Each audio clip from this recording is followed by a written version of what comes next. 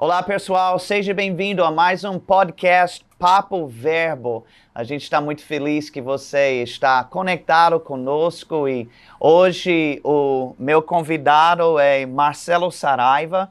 Ele é professor do Rhema aqui no Brasil há 20 anos, professor da Escola de Ministros há 13 anos e faz parte também da coordenação doutrinária do nosso ministério a nível nacional e internacional. Eu quero te agradecer, pela participação e bem-vindo. Amém, glória a Deus. Olá, pessoal, é um prazer. Na verdade, eu que agradeço pela oportunidade, por estar aqui falando de um assunto tão importante, que diz respeito a toda a nossa vida, A compreensão sobre o caráter de Deus, sobre o nosso relacionamento com o Pai. Amém. Então é isso aí. Vamos estar batendo um papo sobre esse assunto. Eu sei que é algo, inclusive, que você tem meditado, pensado e até falado em tempos recentes, sobre o caráter de Deus, até porque parece que o diabo ele encontra uma brecha na mente das pessoas justamente nesse ponto, para fazer com que elas não consigam ultrapassar um certo limite, na sua vida com Deus, um rompimento, porque aquela incerteza se Deus quer me abençoar ou se Ele quer me amaldiçoar, enquanto a gente estiver nessa dúvida sobre o seu caráter, a sua integridade, vai complicar muito a nossa fé, E eu sei que ontem você estava ministrando na nossa igreja e você compartilhou algumas coisas nesse sentido, então eu queria que você ficasse à vontade para falar aquilo que está no seu coração. O que me despertou a abordar mais esse assunto, até porque existe uma matéria do Rhema que trata sobre isso, o caráter de Deus. Mas o que me despertou para tocar mais nesse assunto nas igrejas e fazer um evento específico, a gente ensinar um pouco mais sobre isso, foi essa pandemia, porque eu percebi a quantidade de cristãos culpando a Deus, responsabilizando a Deus por conta da pandemia. Geralmente, quando eu começo o assunto, eu falo sobre a questão do conhecimento, de conhecer a vontade de Deus. É importante conhecermos a vontade de Deus, com certeza, porque um cristão que não conhece o caráter de Deus, que não conhece o seu Pai, vai passar uma vida inteira tendo problemas em se relacionar com Ele. Eu mesmo posso citar o meu testemunho, Eu nasci de novo em uma igreja X, fui congregar em uma igreja Y e depois eu cheguei no Verbo da Vida. E nessa igreja Y que eu congregava, os meus discipuladores, o que eles haviam me ensinado sobre Deus? Eu vou te dizer.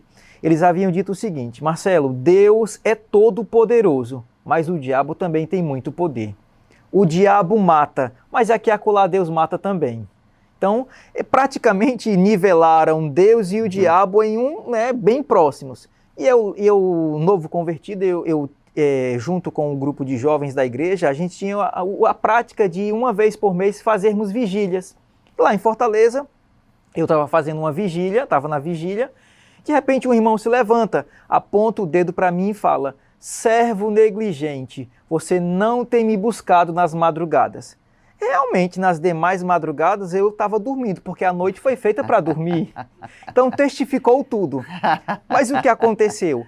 Eu tive um pavor tão grande, porque eu pensei, bem, se Deus tem todo o poder, mas o diabo tem, se o diabo mata, mas Deus mata também, das duas uma, ou Deus me mata aqui dentro, ou o diabo me mata lá fora.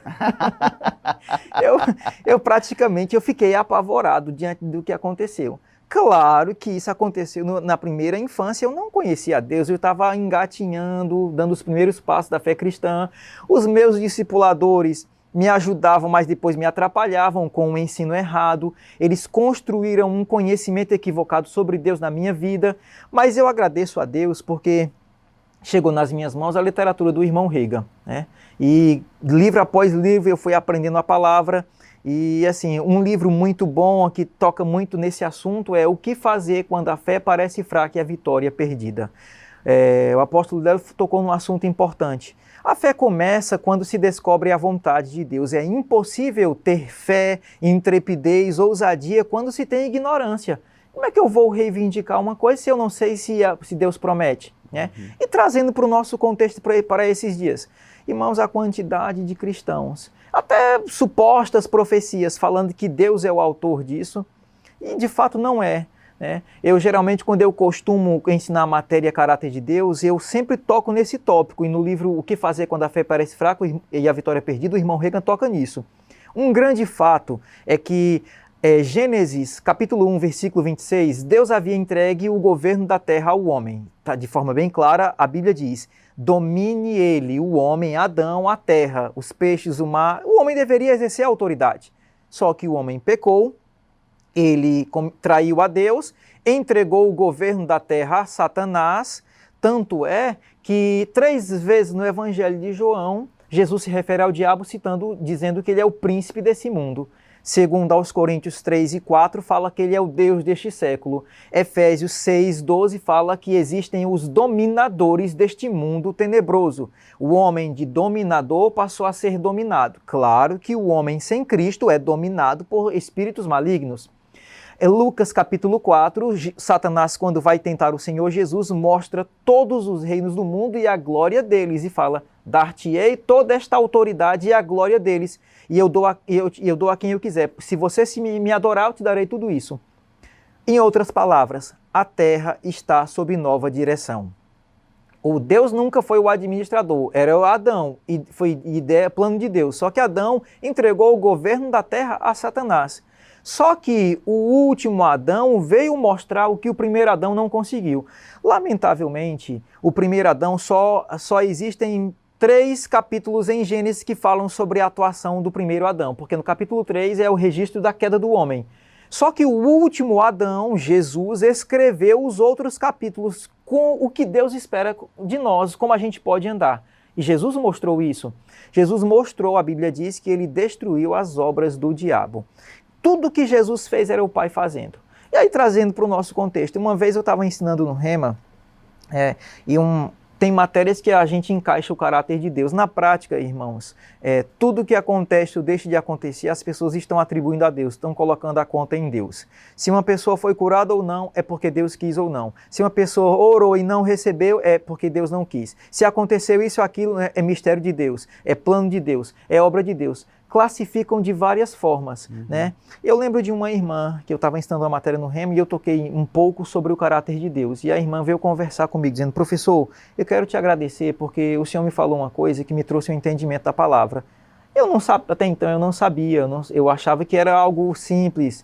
Ela disse, eu tinha sofrido um aborto há 4 meses e desde então eu estava culpando a Deus, responsabilizando a Deus, porque eu achava que era uma forma misteriosa de Deus trabalhar comigo, me ensinar alguma coisa.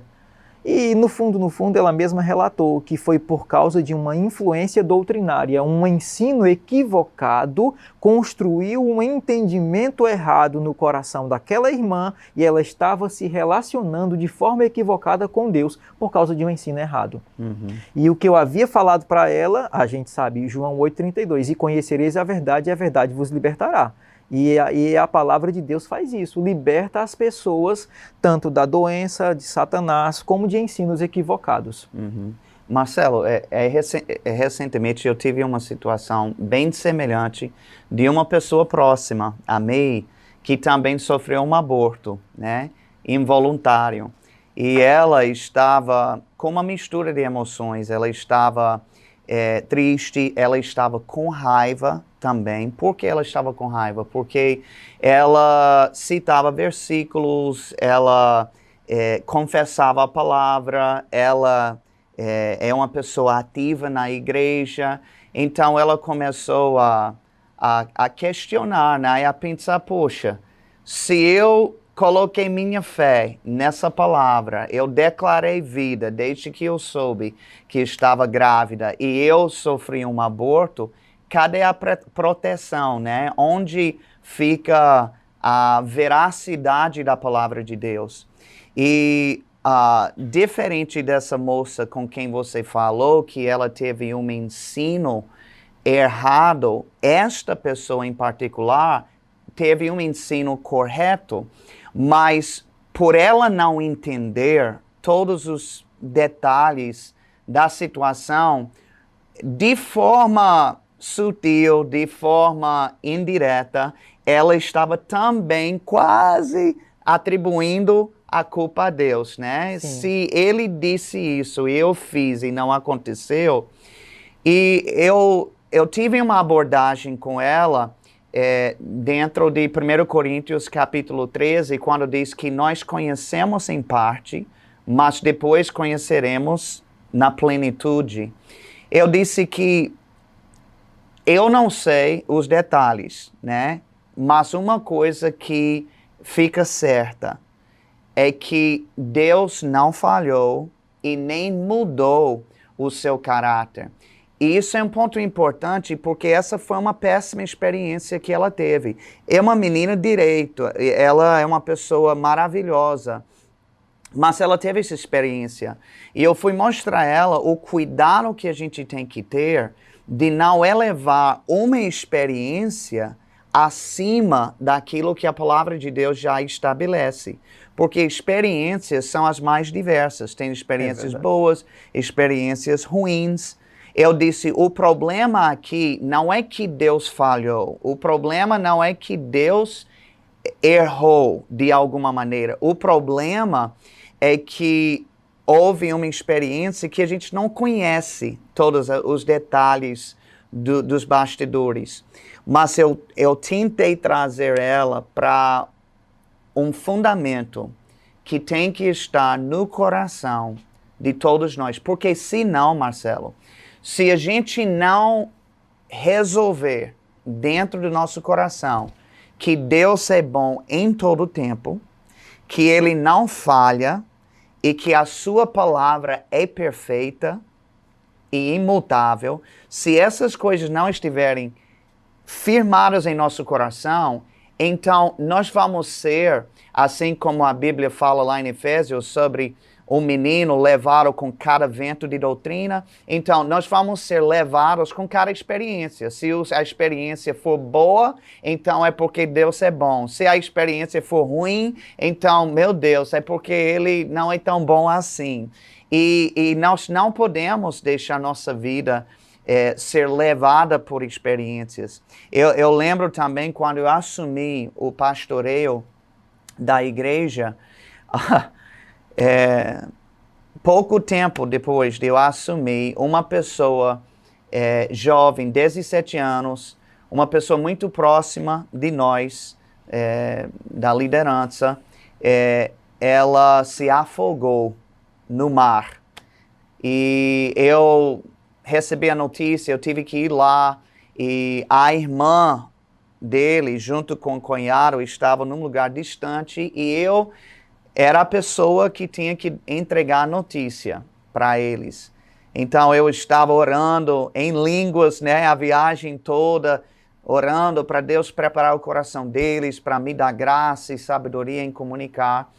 E eu estou contando essa história porque foi marcante para mim. Imagine, essa é uma das piores notícias que você pode dar a alguém. Seu irmão acabou de se afogar. Quando eu falei, imediatamente o cunhado levantou as mãos dele e disse: Senhor, eu te louvo e te dou graças, porque eu sei que independente de qualquer coisa, o Senhor é bom. Então, junto com a esposa, também louvando a Deus, obviamente não pelo que aconteceu, foi um baque. Mas o meu ponto é o seguinte, eles tinham estabelecido no seu coração de que Deus é bom e não existe coisa desse mundo que poderia acontecer que vai mudar esse fato e essa crença dentro do coração deles. Eu creio que isso é necessário para a gente ter estabilidade espiritual, emocional, né, na nossa vida. Porque, de fato, quem não passa por uma experiência ruim?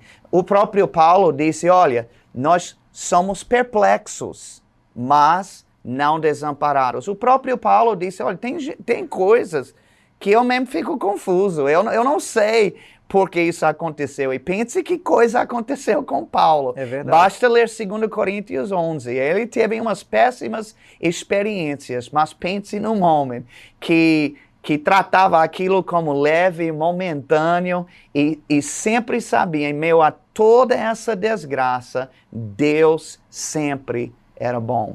É verdade. Né, no caso, essa irmã, né, ela achava que era Deus, e eu expliquei a ela como é que Deus pode estar envolvido com a questão do aborto se existe uma promessa da parte de Deus. Não haverá no meio do meu povo quem aborte. Como é que Deus pode estar envolvido com doença se a Bíblia mostra que Cristo foi à cruz do Calvário para nos sarar? Ele tomou sobre si nossas enfermidades. Como é que Deus pode estar envolvido com a escassez se existe uma promessa, o Senhor, nosso pastor, nada nos faltará?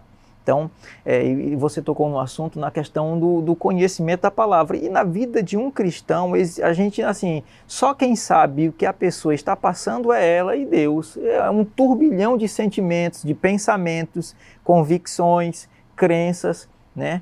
E a questão da fé, de se posicionar na palavra, a gente sabe que é um bom combate da fé. Eu fico cauteloso assim com algumas pessoas que querem dizer que se posicionam, mas eu estava crendo.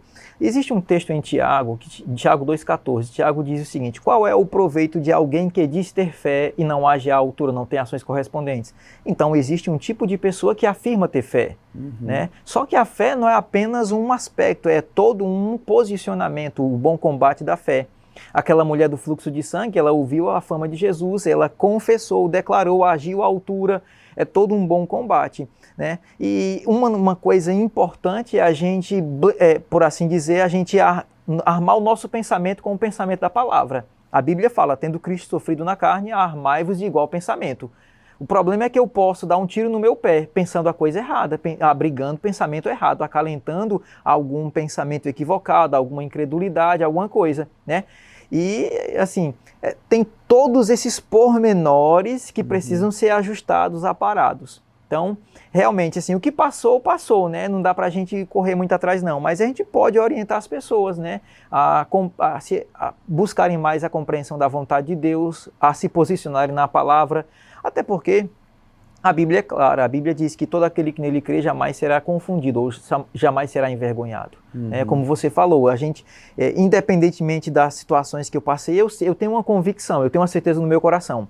Eu sei que muitas das situações ruins que eu passei nunca foi a perfeita vontade de Deus. Passei por ignorância, por não saber fazer melhor, por desobediência.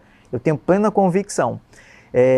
Hoje à noite eu vou falar sobre isso, eu vou ministrar sobre isso, né? Lá no final da ministração eu vou tocar no assunto de Atos capítulo 27. Paulo, juntamente com outras pessoas, estavam presos em um navio. Embarcaram. Paulo, no versículo 10 de Atos 27, ele tem uma percepção no homem interior. Pessoal, senhores, eu vejo que a viagem vai ser trabalhosa, com prejuízo não só da carga do navio, mas também de nossas vidas. Só que o vejo de Paulo não foi um vejo com os olhos naturais, foi com o homem interior. Paulo não estava em um cruzeiro, numa suíte, com uma janela, com uma linda visão para o Mediterrâneo. Paulo estava num barco de madeira, preso com outros presos, encarcerado. Ele teve uma percepção por dentro. Aí os versículos, eu acho que é o versículo 12 diz, o 11 fala, mas o centurião dava mais crédito ao piloto e ao mestre do navio do que ao que Paulo dizia. Não sendo o porto próprio para invernar, a maioria deles era de opinião que partissem dali, para ver se podiam chegar a Fenícia, e costeando um porto de Creta. Aí a Bíblia diz, soprando brandamente o vento sul. Um vento sul soprando brandamente era um indicativo de que a viagem ia ser tranquila. Por dentro houve uma advertência.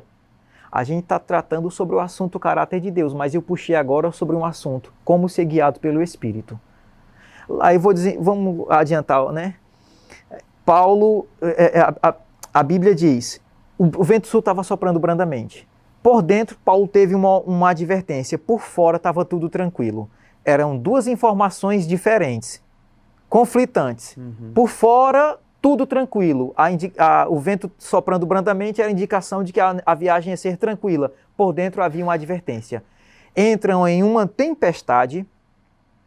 Ficaram tanto tempo, não aparecia sol. Era chuva do começo ao fim. A gente tem uma expressão no Nordeste. Sem parar, igual cantiga de grilo. Grilo, quando começa a cantar, não vai parar nunca. Era tanta chuva que de dia não se via o sol, à noite não se via as estrelas. Para um desavisado, pensa, meu Deus, que moinha de Jeová, que peneira, que tribulação Deus colocou. Lá no último versículo lá, Paulo fala, ele se levanta novamente e diz, na verdade, pessoal, era necessário vocês terem me atendido. O terem atendido é ter atendido a orientação que Paulo teve por dentro.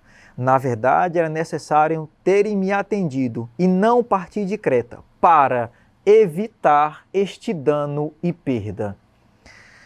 Todo aquele que é guiado pelo Espírito de Deus, ele vai evitar danos e perdas. Amém. Deus é o nosso Pai. Eu sou pai, tenho um menino e uma menina.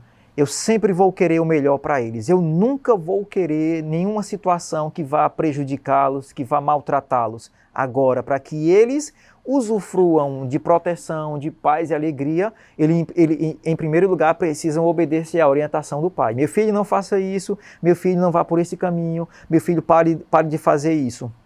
Foi o que aconteceu mais ou menos com Paulo e os que estavam no barco. Né? Nunca foi a vontade de Deus que Paulo nem os demais passassem por aquela tempestade. Nunca foi. De fato, Paulo disse, né, era necessário terem me atendido e não partir de Creta. O ter atendido é ter atendido a orientação. Diferentemente de Paulo, Paulo estava encarcerado, ele não tinha o controle do timão. Mas você que está nos ouvindo ou nos assistindo, você tem, de uma certa maneira, o controle da tua vida. Né? E muitas vezes a gente se depara com alguma situação ruim e perguntamos, por que Deus permitiu? Por que isso aconteceu? Eu costumo dizer que Deus permite o que a gente já tem permitido, quer por ignorância ou por desobediência. Efésios 4:27, Paulo fala, não deis lugar ao diabo. O diabo tem encontrado muitas vezes lugar em nossas vidas porque por ignorância, por não sabermos fazer melhor. Eu conheço cristãos que estão congregando, que estão indo à igreja, mas por não entenderem verdades imprescindíveis para o bem-estar, verdades importantes para um bem-estar cristão, tem dado lugar ao diabo por ignorância. E outros estão dando lugar ao diabo por viver uma vida de desobediência. O lugar que o diabo tem encontrado na vida de cristãos, quem dá não é Deus, não é Deus quem permite. De fato, Deus permite o que a gente já está permitindo. Tem uma passagem de Atos que o apóstolo Paulo, ele começa a evangelizar, começa a falar do amor de Deus, ele fala que Deus, nas gerações passadas, permitiu com que todos os povos andassem em seus próprios caminhos. No entanto, não deixou de dar testemunho de si mesmo fazendo o bem. Foi Deus quem permitiu que o apóstolo Deuren vestisse essa camisa. Eu não vou dizer que foi Deus que permitiu, que foi minha esposa que falou para eu vestir essa camisa aqui, né? A roupa em si, né? Mas é Deus quem permite com que você faça escolhas. Só que existem escolhas que não vão influenciar o nosso dia a dia. Agora, existem outras escolhas que vão influenciar meus próximos 10, 20, 30 anos, enquanto Jesus não voltar, vão influenciar durante toda a minha vida. A melhor coisa, existem decisões que a melhor coisa é você tomar uma decisão pautado na inclinação que você está percebendo por dentro. Eu não vou dizer que o Espírito Santo é um estilista, ele não vai te orientar em coisas banais. Sobre vestir uma roupa, um bom gosto vai ajudar. Agora, existem coisas na vida, né, que sim, Deus quer nos orientar, Ele quer evitar danos e perdas. A minha esposa costuma dizer que o livramento de Deus está na orientação. A gente começou falando sobre o caráter de Deus, mas eu agora puxei para a questão do como ser guiado pelo Espírito. Por quê? Porque Deus é o nosso Pai. Nenhum pai quer ver o seu filho sofrendo. Né? O apóstolo Daniel falou sobre alguns sofrimentos. Né? Existem sofrimentos bíblicos, né? Sofrer perseguição por pregar o evangelho, sofrer a tentação. A Bíblia diz em Tiago, lá na versão Almeida e Fiel, bem-aventurado o varão que suporta a tentação, e existe o sofrimento por estar distante de pessoas queridas. Toda vez que eu viajo, há um sofrimento da minha parte, da parte da família, pronto. Esses 3 sofrimentos Cristo não pagou. Os demais sofrimentos não há necessidade de sofrer. Né? Por exemplo, alguns cristãos equivocadamente pensam, eu estou sofrendo essa enfermidade para a glória de Deus. Não! O que glorifica a Deus não é você viver doente, ficar doente. O que glorifica a Deus é você receber a cura de Cristo. Em Mateus capítulo 8, para que se cumprisse o texto do profeta Isaías, Jesus curou os enfermos. Toda vez que uma pessoa recebe cura, a palavra está se cumprindo e Deus está sendo glorificado. Do mesmo jeito que a enfermidade não glorifica a Deus, andar em pecado não glorifica a Deus. Porque Cristo, na cruz do Calvário, foi feito pecado para que todos nós, os cristãos, fôssemos feitos justiça de Deus. Segundo aos Coríntios 5:21. Glorifica a Deus uma pessoa viver uma vida amaldiçoada? Claro que não. Porque Cristo, ele se fez maldição em nosso lugar, para que nós fôssemos abençoados. O que eu quero que você entenda é que Cristo, ele sofreu em nosso lugar, ele pagou um preço, e um preço não se paga duas vezes. Não há necessidade de sofrermos o que Cristo já sofreu, com exceção daqueles 3 sofrimentos. Quando a gente vê aquele, né, graças a Deus que a gente vive em um país que não tem uma oposição ao evangelho, uma perseguição ferrenha como na Galileia do primeiro século, né? Porque naquela época, realmente você tinha que fugir, é um contexto diferente. A gente vive em um contexto em que a gente pode compartilhar o Evangelho de Cristo. Já aconteceu em alguns momentos, né? De eu conversando com cristãos, eles serem ameaçados porque estavam pregando o Evangelho, mesmo no Brasil. Mas graças a Deus que isso não é generalizado. Você tocou num ponto, Marcelo, que eu já preguei na igreja e eu acho, vira e volta, eu acho importante a gente falar mesmo sobre isso, porque coitado do diabo, ele acaba sendo acusado de tanta coisa e tem coisa que não foi nem ele que fez, entendeu? Por exemplo, tem pessoas que elas estão com pressão alta, né? Estão tomando remédios e estão em todas as filas de cura, né? Para receber a cura divina. Às vezes até questionam a Deus, por que o Senhor não me cura? Em primeiro lugar, Jesus já curou, né? Esse é um fato consumado, mas elas questionam assim, por que ele não me cura? Eu estou há 5 anos tomando esse remédio. Agora, vá para a casa deles, bote uma câmera lá na cozinha para ver o que é que come. Aí come um monte de sal. Dizem que se você conhece uma pessoa quando come 1 quilo de sal junto. Mas tem gente que numa semana já comeu 1 quilo de sal, entendeu? É exagerado na comida, entendeu? E acaba se prejudicando. A gente pode levar isso para a área financeira, né? A pessoa, ela não tem domínio próprio. Tudo que vê, ela quer comprar, ela bota no cartão, tá endividado até o pescoço, aí depois de cadê esse Jeová Jireh que eu estou ouvindo na igreja, que supre as necessidades, eu estou no vermelho. Ou seja, é um sofrimento causado por ela mesma, entendeu? O diabo não tem nada a ver com isso, a não ser colocar o pensamento, mas a pessoa, ela se rende, ela cede a essas coisas. E, infelizmente, é um dos pontos onde pessoas questionam o caráter de Deus, né? Se ele me ama, então por que estou nessa situação? Mas com Deus, sempre existe 2 lados. Existe a parte do Senhor e existe a nossa parte, né? Nós temos que crer, nós temos que viver a palavra. Agora, todo o sobrenatural, todos os milagres, é Ele que faz, né? O poder vem dele, mas tem que ter esse fluir em conjunto. E eu também, quando eu entro nessa questão do caráter de Deus em si, eu gosto muito de usar Jesus. Porque quando Felipe mesmo disse a ele, mostra-nos o Pai, ele não disse oxente, mas se fosse nordestino ele diria, né? Oxe, ele disse, eu estou com vocês esse tempo todo e vocês ainda pedem para ver o Pai. Quem me vê já viu o Pai. Então, isso é muito importante para nós, porque se ele já dá uma chave. Se você quer conhecer o caráter de Deus, como é Deus mesmo, basta olhar para Jesus, porque ele se encarnou, ele habitou entre nós, ele vivenciou no dia a dia, né? E aí eu pergunto, quantas vezes Jesus deu doença para alguém? Me mostre aí o versículo, o capítulo, eu vou já dar a resposta. Nenhuma. Agora, você pode encontrar centenas de milhares de vezes onde ele curou.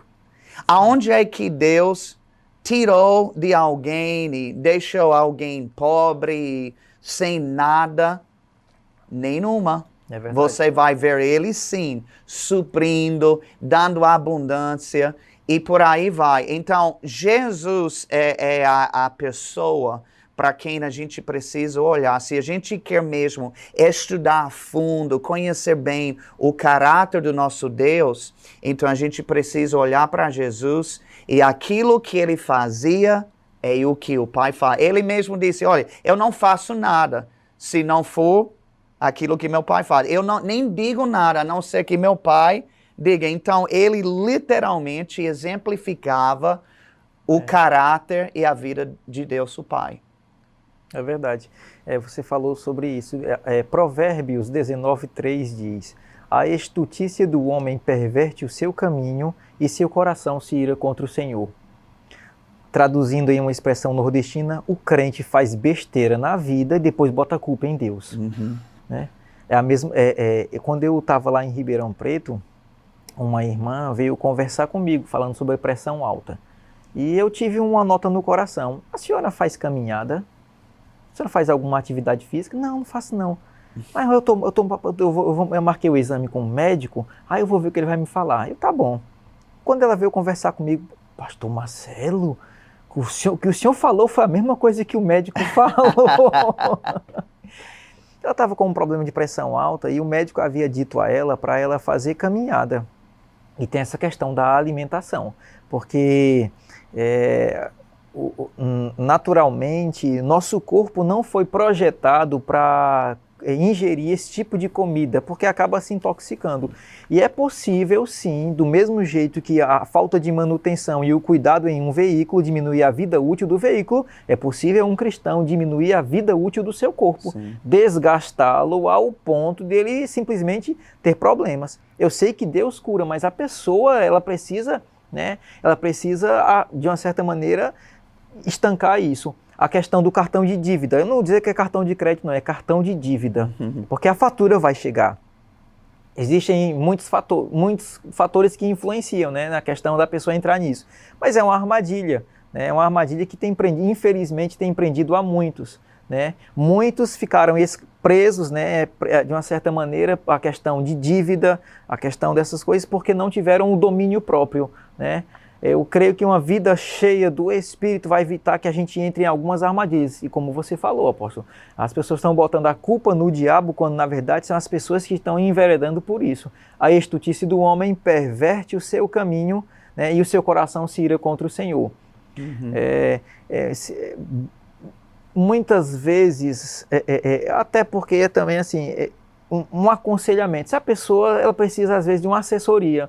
É fato que aqui no Brasil não existe, nem toda família tem uma educação financeira, nem toda família. Diferentemente de outras culturas, né, de outros países, outras civilizações, povos. O brasileiro não tem uma educação financeira, a não ser que o pai seja economista, administrador, alguma área ligada assim. A pessoa liga a TV, é bombardeada com a propaganda, consumir para aparentar o que não é, e aquela acaba caindo na armadilha. Eu sei que Deus é poderoso para reverter a situação, reverter o quadro, mas é preciso estancar a sangria, porque senão é possível a pessoa novamente estar escravizada a isso. A Bíblia diz, para a liberdade foi que Cristo vos libertou, não vos deixais de novo a prender a um jugo de escravidão.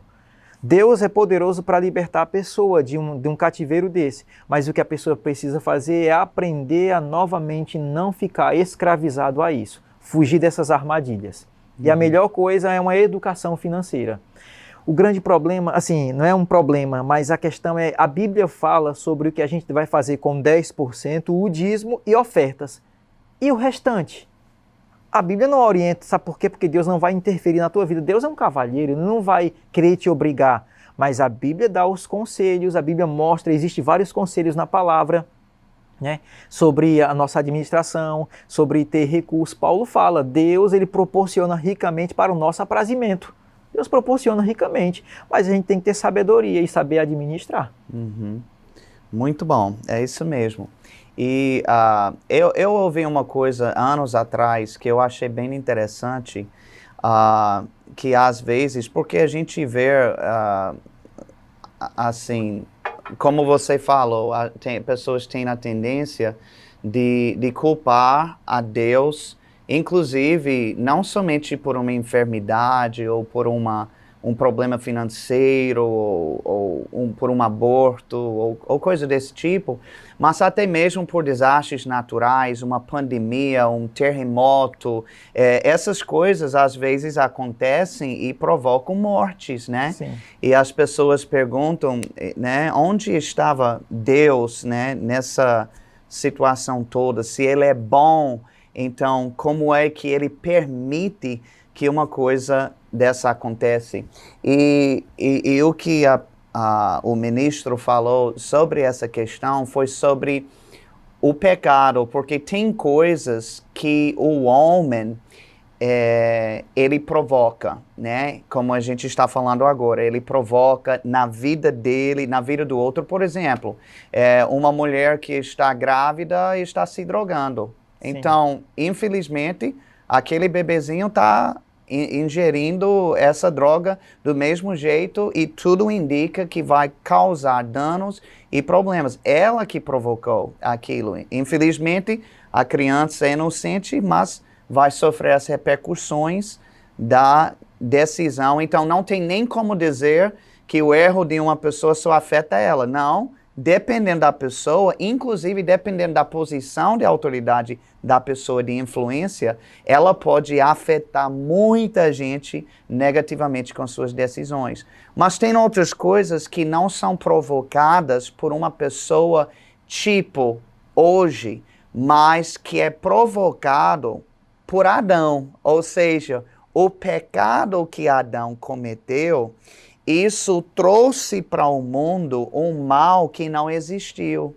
Então, esse pecado e o mal que existe, a Bíblia diz que a terra precisa ser redimida, assim como o ser humano precisa ser redimido. Isso só vem depois. Se só vem depois, significa que não está redimido e ainda está debaixo de uma maldição, vamos dizer, do efeito do pecado. Então, é por isso que a gente vê uma aceleração, às vezes, de terremotos e de desastres naturais que podem provocar a morte nas pessoas, mas não é um feito de Deus, né? Inclusive, eu não sei bem como é aqui, mas tem seguro lá nos Estados Unidos que você pode contratar, tipo, para sua casa, contra terremotos, porque lá tem a questão de furacão, de terremoto, desses desastres naturais, e lá no próprio contrato do seguro diz que feitos de Deus. Eles colocam essa frase, então, como se fosse Deus que estava envolvido naquilo. Então, não sei se você tem lidado com pessoas dentro dessa arena especificamente, onde existem essas coisas que não é necessariamente o dedo de uma pessoa que provocou, mas que, de fato, ainda é uma repercussão da queda de Adão. Mas é isso mesmo. Lá no início, no capítulo 1 de Gênesis, a Bíblia diz que a terra estava sem forma e vazia. E eu acho que tem umas 4 ou 5 vezes Deus disse, e viu Deus tudo quanto fizera, e era muito bom. E viu Deus que era bom, e viu Deus que era bom, e viu Deus que era bom. Lá no final, acho que é versículo 31. E viu Deus tudo quanto fizera, e era muito bom. Se fizermos um contraste da Terra na atualidade, hoje, no século 21, 2022, com a Terra quando foi entregue a Adão, a gente vai perceber que tem uma diferença muito grande. Porque tudo era muito bom, tudo era ótimo.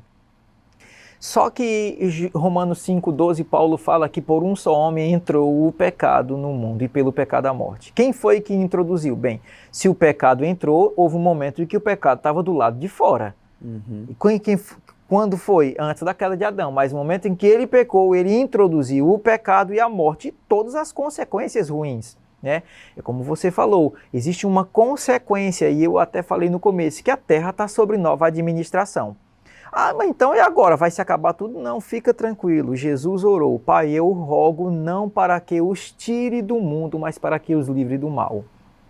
Todo aquele que tem obedecido a Cristo, obedecido ao Espírito, seguido as inclinações, tem sido guardado e protegido. Salmo fala que muitas são as aflições do justo, mas o Senhor de todos a livra. Paulo fala que Deus sempre nos conduz em triunfo. O que assim, eu quero que você entenda é que da parte de Deus, Ele sempre vai disponibilizar um recurso, uma salvação, um livramento, uma proteção, uma preservação. O que a gente precisa saber é encontrar como desfrutar disso. Né? Mas diante de Deus, ele tem providenciado, proporcionado todos os recursos necessários. Claro que aí vai entrar em um outro aspecto, a gente está falando sobre o caráter de Deus, mas ligado a isso existe um outro aspecto sobre dispensações. Né? Que muito do que está acontecendo, e de fato essa pandemia, eu até presenciei algumas pessoas atribuindo a juízo divino, juízo de Deus. Biblicamente não faz sentido. O que é o juízo? Quando você passa o cartão, a fatura vai chegar, vai. Né? Se você jogar um bumerangue, ele vai voltar. Se você cuspir para cima, vai cair na sua cabeça. Pecado é um depósito que a pessoa faz em sua própria conta, bem como a santificação. A santificação é um depósito que você faz em sua conta. Em outras palavras, tudo quanto você faz, tudo quanto uma pessoa faz, vai voltar para ela. E juízo é mais ou menos isso, é uma prestação de contas. Né? E, biblicamente, essa pandemia não é um juízo de Deus, não é aquilo. Por quê? Porque em todas as dispensações, quando teve um juízo, Deus poupou o seu povo. O povo de Deus foi preservado. Não faz sentido aquele que anda em santificação, em obediência e consagração, sofrer o mesmo prejuízo do pecador. Deus, a punição chegar para ambos. Não tem sentido isso, porque anteriormente, no Antigo Testamento, o povo de Deus sempre foi guardado, preservado, poupado. Só para você ter ideia, Raabe acolheu em paz os espias e ela e sua família foram poupados, preservados, por obediência. Então, assim, isso que aconteceu, particularmente, eu creio que é apenas um balão de ensaio, é apenas uma experiência, uma grande experiência de engenharia social para o que está por vir. Né? Porque uma vez que Cristo arrebatar a igreja, aí sim, aí vai se fechar um capítulo de uma dispensação para começar um outro capítulo, é outro contexto. Então, essas coisas que têm acontecido, o que eu quero que você entenda é que Deus é poderoso para preservar a nossa vida, para nos guardar, né? Deus, ele tem poder para isso. O que a gente precisa fazer é descobrir na palavra o que a palavra fala. Né? Sobre desastres naturais, no livro O que Fazer Quando a Fé Parece Fraca, o irmão Reagan comenta que um evangelista nos Estados Unidos teve um galpão destruído, um galpão de evangelismo destruído. E esse evangelista saiu percorrendo outras igrejas, pedindo auxílio financeiro, uma ajuda, uma cooperação, uma oferta, para construir um novo galpão. E aí ele pegou o microfone e disse: pessoal, eu peço a cooperação de vocês. Eu não sei se foi Deus ou foi o diabo que destruiu, mas eu peço a ajuda dos irmãos. Eu quero te dizer que Deus não está interessado em destruir galpão de evangelismo, Deus não está interessado em destruir casa de nenhum dos seus filhos, Deus não está interessado em destruir a vida de ninguém. Deus está interessado em restaurar, Deus está interessado em preservar. Né? Aquele ministro, ele não conseguiu discernir quem é a fonte de oposição. Em primeiro lugar, para eu me posicionar, eu preciso discernir quem é a fonte de oposição. Quem é quem se opõe ao teu bem-estar? Quem se opõe à tua cura? Quem se opõe à tua prosperidade? É Deus ou o diabo? Porque se é Deus, então vamos aceitar, porque agindo Deus, quem impedirá? Agora, se é o diabo e de fato nós vamos nos posicionar. Né? Vamos nos posicionar e andar como Jesus andou. E assim, a gente sempre tem que estar linkando com outro aspecto, né? Eu percebo isso, que muito crente não se posiciona porque tem esse entendimento errado, que é Deus fazendo. Né? Hoje à noite eu vou falar sobre isso. Hebreus capítulo 1, o apóstolo até tocou um pouco, né, que Jesus revelou o caráter do Pai. A Bíblia diz em Hebreus 1, havendo Deus antigamente falado muitas vezes e de muitas maneiras aos pais, e aí propositalmente eu cito, aos pais pelos problemas. Não, aos pais pelos profetas. Nesses últimos dias nos falou pelo Filho. Quer dizer então que Deus não fala através dos problemas? Não. A questão é que muitos cristãos só deixam para buscar a Deus quando o diabo está muito próximo. Talvez se tivesse buscado antes, não tivesse entrado nesse problema. Verdade. Talvez tivesse evitado, como aquele texto de Paulo de Atos 27. Talvez se buscasse antes, evita esse caminho, não segue por aí, vai por aquele outro caminho, rapaz, para de fazer isso. Né? E Deus trata conosco, Deus sabe o nosso endereço, Deus sabe. A Bíblia diz que o próprio Espírito testifica com o nosso Espírito. Existe uma comunicação de Espírito para Espírito. A questão é que muitas vezes o cristão está tão alheio, é uma concorrência, e existe uma concorrência, Jesus fala que existe uma concorrência com a palavra. Ora, se a palavra, que é algo que eu posso ver, que eu posso abrir a Bíblia, tem uma concorrência, quanto mais com as direções do Espírito, com aquelas sinalizações que o Espírito Santo traz em nosso coração. Existe uma concorrência.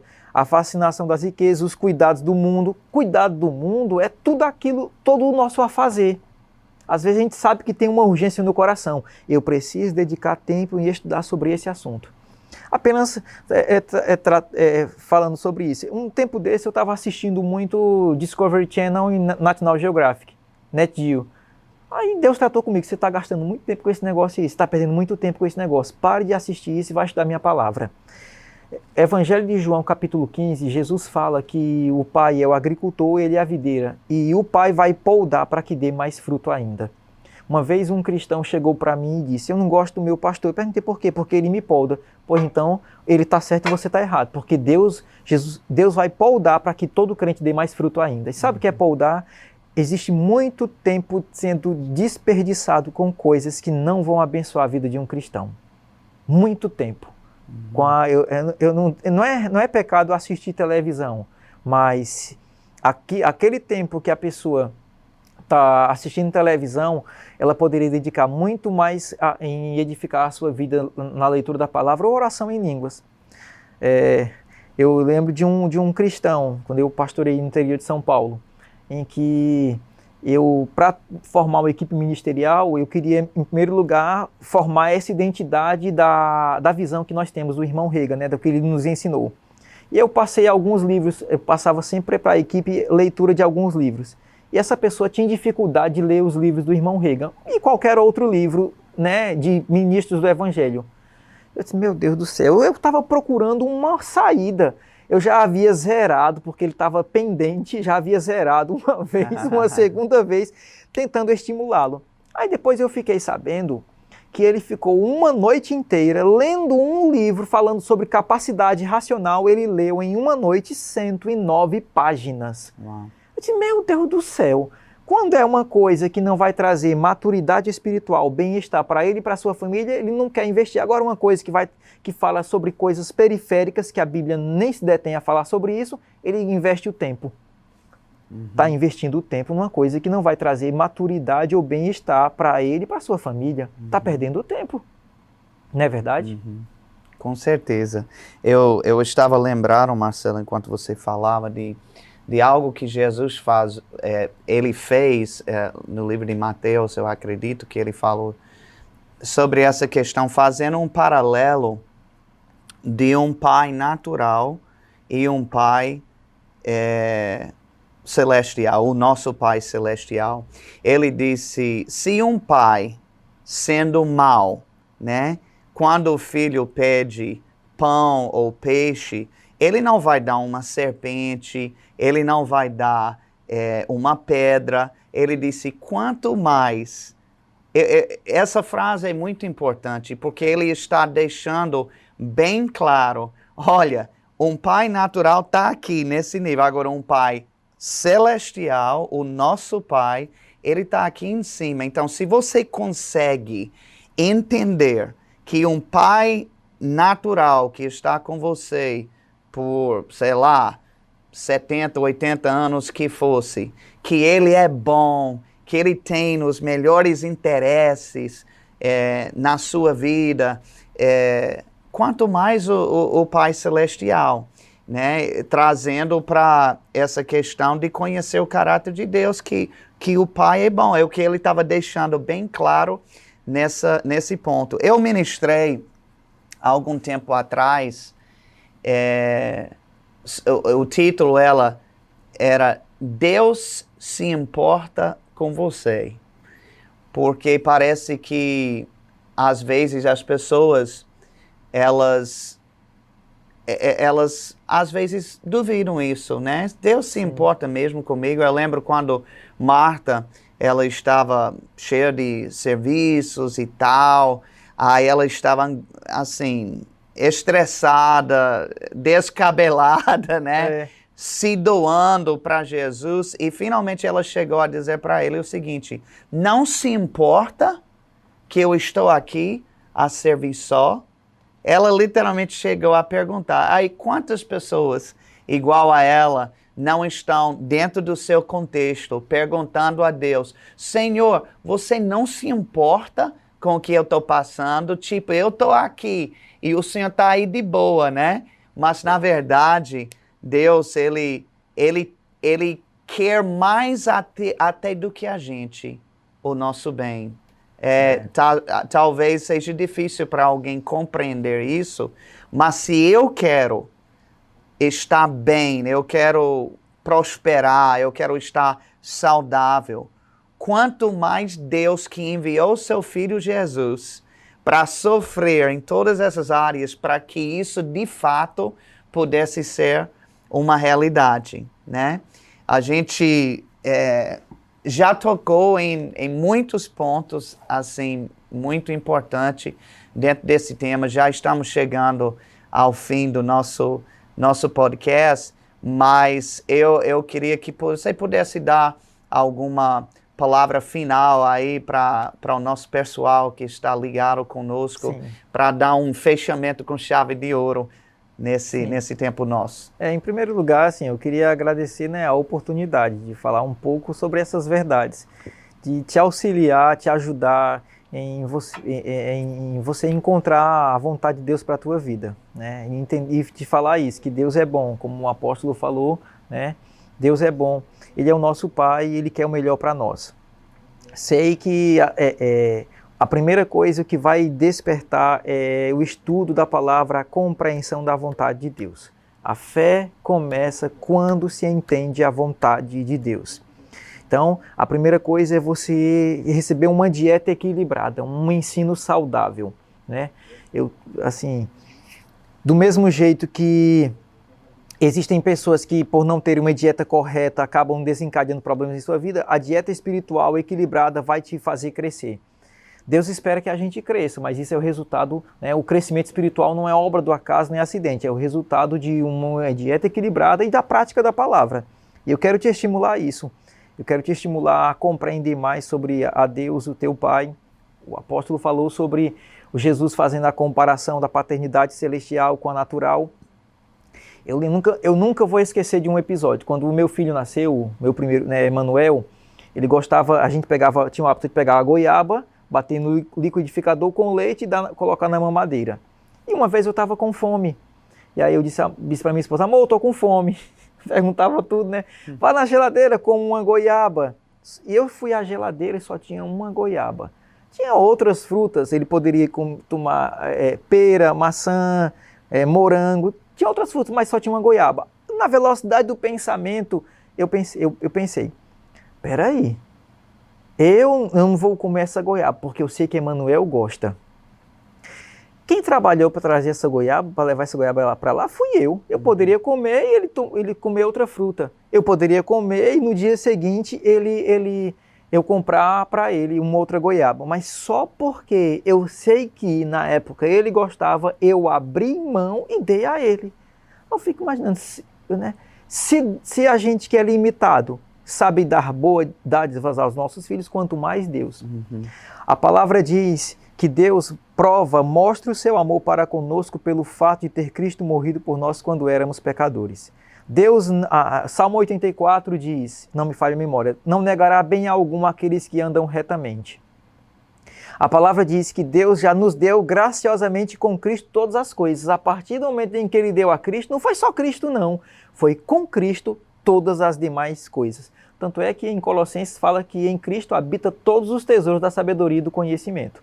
Se você tem a Cristo, você tem tudo quanto Deus poderia manifestar. O que a gente precisa fazer é estudar, é descobrir cada vez mais. E eu quero aproveitar para falar sobre isso, sobre o rema, sobre o ensino que é trazido, o ensino balanceado que é trazido no rema. Por que balanceado? Porque vai abordar vários aspectos da vida cristã. A vida cristã não consiste em um aspecto apenas. Família cristã é um aspecto, a questão financeira, saúde, educação dos filhos e muitos outros aspectos compõem a nossa vida como um todo.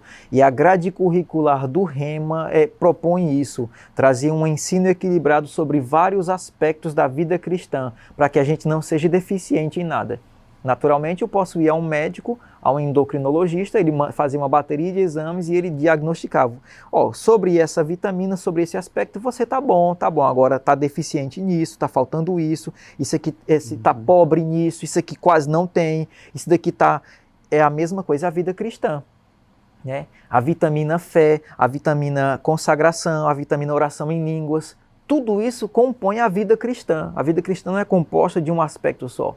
Eu sou grato a Deus, porque em nossas igrejas existe uma dieta equilibrada, bem como no Rema existe um ensino equilibrado que vai contemplar todas as áreas da vida do cristão. E a gente observando tudo isso, o próprio Senhor Jesus, ele não abordou apenas um assunto, nem Paulo, abordou assuntos que tocavam em várias áreas da vida cristã. Aqueles mais necessitados eram alcançados, não é verdade? Então, eu quero te estimular a fazer o Rema, né? O que nós falamos aqui, esse bate-papo, é apenas um pouco do que o Rema propõe em vários aspectos. E eu sei que você, depois que você se matricular, depois que você fizer, você vai testemunhar a qualidade do ensino que é trazido, o ensino espiritual. Você mesmo vai desfrutar de uma qualidade de vida. Quero agradecer ao apóstolo Derin pela oportunidade, pelo convite, e quero te estimular a estudar a palavra através do Rema.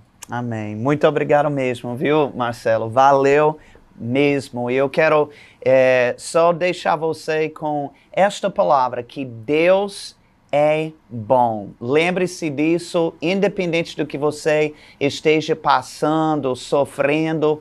Deus é bom e Ele tem interesse em que você tenha o melhor, mesmo dentro daquilo que você está passando, tá bom? Então, muito obrigado por estar conectado conosco. Esteja ligado também no nosso próximo podcast e a gente se vê lá. Um abraço.